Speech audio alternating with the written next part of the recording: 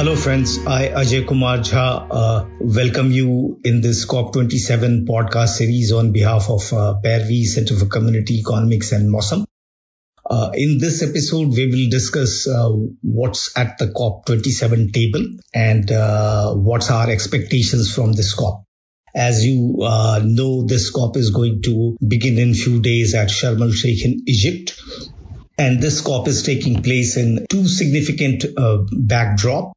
One is the Russia-Ukraine war, which is lingering on for more than 6 months, and it has imposed a fuel, finance, food crisis all over the world, and the impacts of this war alone is likely to send 250 million people into extreme poverty. So this war has severely affected the energy security all over the world, and many of the European and also developed countries are dusting off their thermal power plants and going back to secure supplies from oil and gas from many countries, including Norway, US, Middle East, North Africa, and some of the countries of the Asia. So that's one part of the backdrop. The second important and climatically relevant backdrop is the scorching summer this year. And as you might know that many parts of the world, including Europe and Northern America, also in Asia, the summer was extremely hot. And it is considered to be second hottest summer in the history. And in India, we suffered 280 days of heat waves in this year. And if you compare with what was the number of heat waves days 10 years back, it was just 40 days of heat wave days. In Europe, the temperatures touched 40 degrees Celsius in UK for the first time, and UK sounded a red alert. The temperature touched 42 degrees Celsius in many parts of the Spain and Portugal, which killed more than 1,700 people, most of them elderly above 65 years who could not tolerate this extreme heat wave. Half of the Eurozone was under the danger of drought.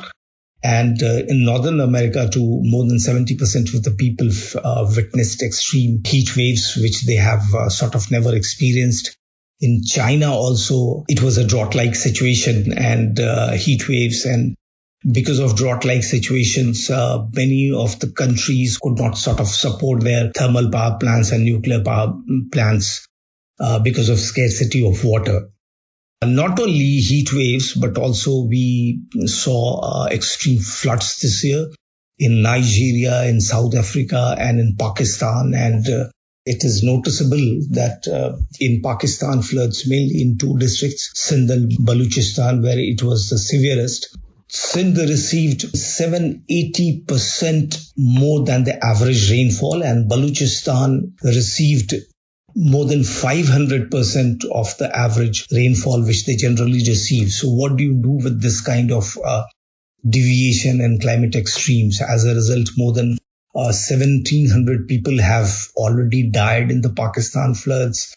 More than 2 million became homeless, and more than 33 million people were affected. And the Pakistan government has estimated a damage of $40 billion. So I think the loss and damage should be the first thing on demand from the climate vulnerabilities countries, also from the civil society organizations part of view. And as you might remember, last year in Glasgow, also climate vulnerable countries very strongly demanded a financial mechanism to address loss and damage. But that was rejected. What was accepted that the COP26 started a 2-year process to look into how financial mechanism can be created in the loss and damage. COP26 also promised to operationalize Santiago Network on loss and damage in 2023, which is this year.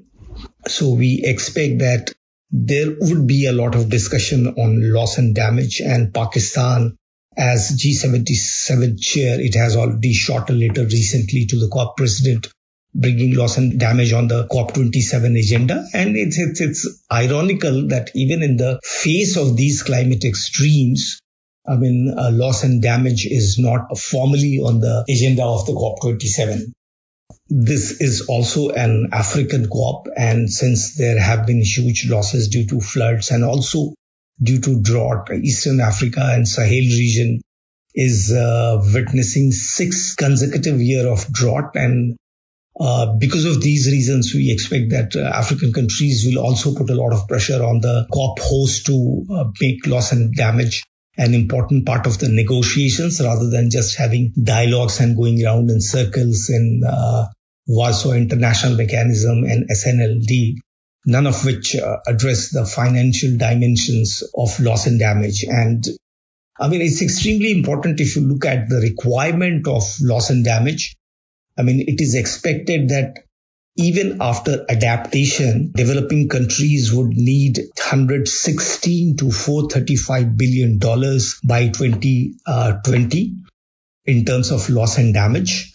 These will be the residual damage created by extreme climate events, which cannot be addressed by adaptation. They will require an amount of $290 to $580 billion every year from 2050. And if you look at the financial requirement or estimates at the end of this century, it goes up to something like from $1 trillion to $1.8 trillion by the end of the century. I mean, US has persistently rejected any dialogue or demand to create a financial mechanism to address loss and damage. And they have been saying that we should address loss and damage through existing mechanisms, which also addresses, they generally look at loss and damage as an issue of humanitarian aid, but that is grossly and awfully short of the requirement. I mean, the post-disaster requirements can be fulfilled to some extent by humanitarian aid. But then what do you do about slow onset events? I mean, there are many countries which are suffering from unimaginable losses. I mean, many island countries are losing their graveyards. States in the Pacific are losing their tuna products, which has a sort of contribution of more than 1/3 in their national economy. So how do you deal with that? And there needs to be a financial mechanism to address this kind of loss and damage. So we are hopeful and we are expecting that COP will take a meaningful decision on quickly creating an appropriate financial mechanism to address loss and damage. The second most important item for, so to say, people and civil society organizations is also for the countries is climate finance. And climate finance has always been high on the agenda and very relevant in the COP negotiations. And this is an old promise of 2009 in Copenhagen, which the developed countries have failed to deliver. The amount of $100 billion which they promised they will mobilize from 2020 onwards. But as you might remember, the last COP, the SCF report determined that the climate finance in 2019 was only $79 billion. This year, there is an OECD report which says that in 2020, climate finance reached up to only $83 billion. So it's $17 billion is still short of the promised amount. And the OECD report also tells us that the adaptation finance is only 1/3 of the part of the total climate finance and reaches only up to something like $28 billion. So the expectations of quickly reaching up to this $100 billion is failing significantly. And that creates a matter of distrust between developing and least developed countries and SIDS and on the one part and NX1 countries as they were earlier called or industrialized countries on the other. There's a discussion to happen on the new collective quantified goal, which will be sort of floor of climate finance beyond 2025. And we expect meaningful discussion on this, and we expect that if it determines an amount, that amount will not be a mythical figure pulled out of thin air, but it will be based on the experience of delivery of climate finance and the needs of the developing and smaller countries. And as you know, that UN reports already say us that the climate finance needs to be upped by almost 5x to 6x. That is 6 times more than what it is right now. So there's a huge climate finance gap that needs to be bridged, and that would be, I think, the most important factor to build trust between developing countries and developed countries so they participate meaningful in the negotiations. The third most important thing, is adaptation. And for developing countries and least developed countries and SIDS, adaptation is extremely, extremely critical. And they have been asking for more discussion and dialogue on adaptation and more adaptation support. But till now, we only have a global goal on adaptation. Article 7 of the Paris Agreement defines adaptation as enhancing adaptive capacity, strengthening resilience, and reducing vulnerability to climate change. But that's what it says. And beyond that, we haven't been able to move on defining adaptation with more clarity, defining what the process will be with more understanding, and how to mobilize finance for adaptation. These critical issues need to be addressed in the discussion which will take place on global goal or adaptation. You might remember that COP26 in Glasgow set up a 2-year dialogue on Glasgow Sharm el-Sheikh dialogue on global goal on adaptation, and we expect and demand significant process on that.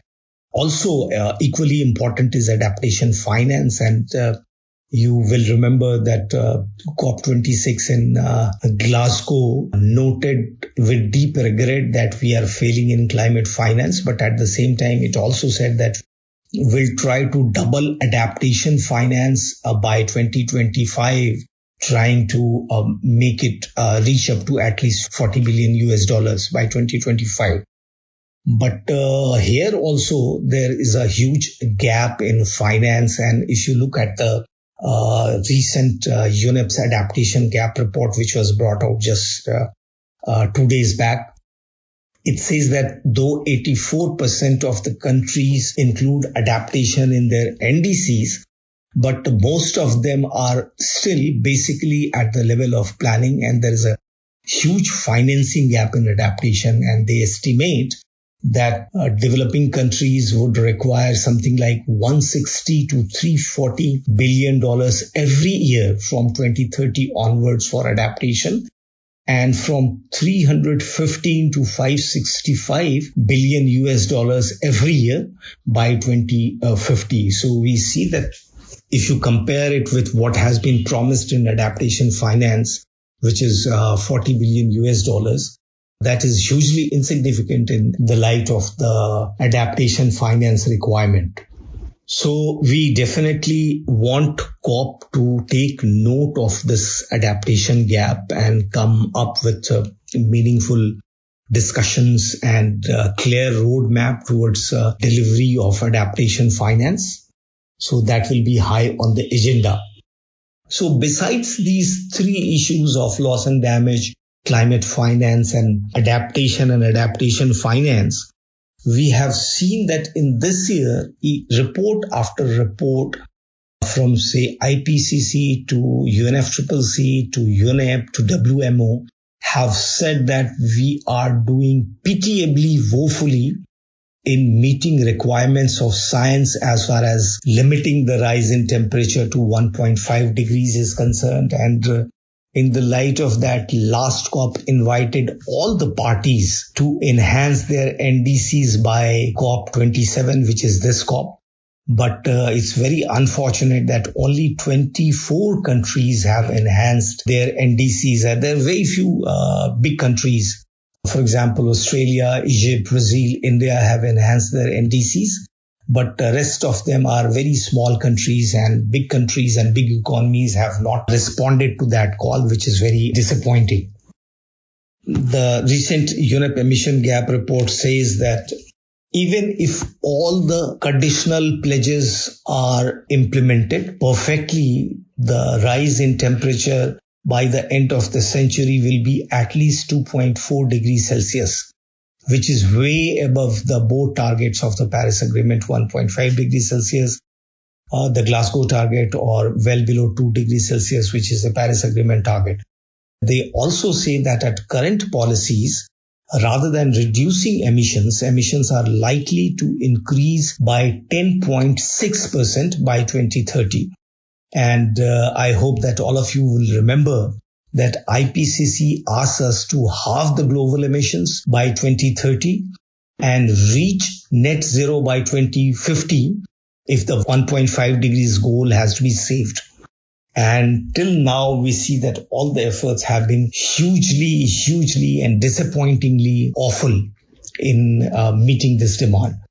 So we hope that COP takes notice of this, and the last COP set up a mitigation work program, which is to be finalized this year. And mitigation work program had a meeting in June in Bonn where much progress could not be made, and there are still sort of a gap between the expectations of the developed countries and developing countries as far as defining the work of this work program, what should be the time period for this program, and how the process will move forward. So we expect that work program on mitigation will be finalized in this COP, and that will take into consideration the fervent demands of the scientists and reports after reports saying that the current efforts are hugely inadequate. Besides that, there's a global stock take already taking place, and we expect significant progress on that. As you know, global stock take is sort of review of the implementation of the Paris Agreement, and the objective of the global stock take is to guide further nationally determined contributions. And this process is likely to be wound up in 2023 next year, so as to be able to guide new sets of indices which will be produced in 2025 by all member countries. So we hope that there is a significant process in this global stock take, and it takes into consideration the needs of the science as well as the needs of the developing and least developed countries and vulnerable countries. Equally important is one more thing, which you might remember that there were more than 100 pledges and declarations adopted in Glasgow outside the process of COP. And reportedly, United Nations Secretary General has set up a committee to look into these pledges and convert them into concrete action points. But till now, the progress is not satisfactory, I would say. And as you might remember, these pledges included, importantly, a methane pledge, which is to reduce the methane emission by 30% by 2030. More than 100 countries committed to do that. You must be aware that methane is 86 times more powerful than carbon dioxide in a short-term period of 20 years as far as influencing climate change is concerned. Last year, we saw some progress, US and China coming together on methane reduction, but that action is now in the doldrums because of the geopolitical tensions between US and China. You would be aware. Though there has been some progress between US and EU during this year's Major Economies Forum, where a small fund of, say, 48 billion US dollar was created. And some more countries, and UNEP has committed to provide some sort of technical assistance also to countries who are in this pledge. Other major pledge was on the deforestation, where more than 150 countries decided to halt and reverse deforestation. By 2030, there was also a fund created for this purpose, which amounted to something like 12 billion US dollars. Though this pledge did not include India, China, and South Africa, but we hope that there is significant progress on this pledge also. I mean, you might be aware that Lula Inácio da Silva has again been elected as the president of Brazil, and that looks to be promising as far as ending deforestation in the Amazon area is concerned. So we would be also looking forward towards this.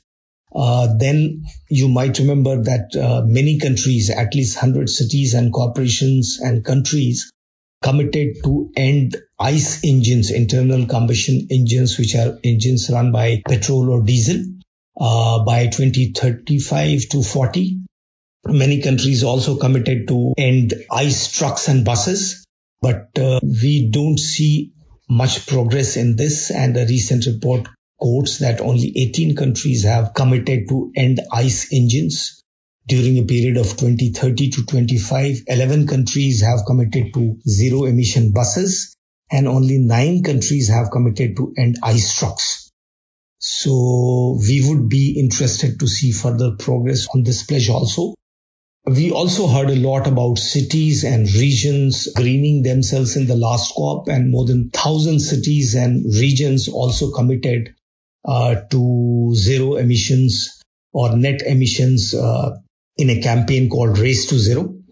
But the recent Race to Zero report says that only 1/3 of the countries or regions or cities that are part of the campaign are reporting progress on that. The data is highly insufficient and sketchy.